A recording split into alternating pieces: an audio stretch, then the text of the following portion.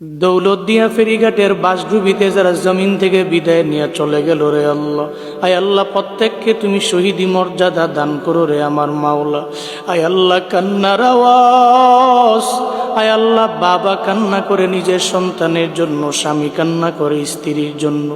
একজন বাবা কান্না করতেছে, ওই বাবা কান্না করতেছে, বলতেছে সবাইকে, এই লোকেরা তোমরা যাও বাস থেকে আমার কন্যা সন্তানটারে, শিশু বাচ্চাটারে উদ্ধার করো।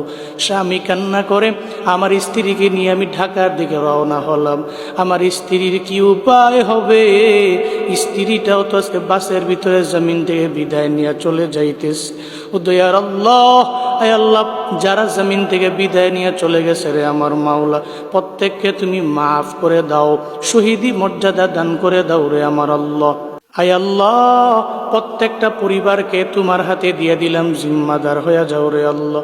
পরিবারে সুখের ছায়া নেমে এসেছে, সুখ সন্তপ্ত পরিবারকে তোমার হাতে দিয়ে দিলাম, ধৈর্য ধারণ করার তৌফিক দান করো আল্লাহ। সমস্ত অ্যাক্সিডেন্টের হাত থেকে তুমি আমাদের দেশের মানুষগুলোকে হেফাজত করো মাওলা।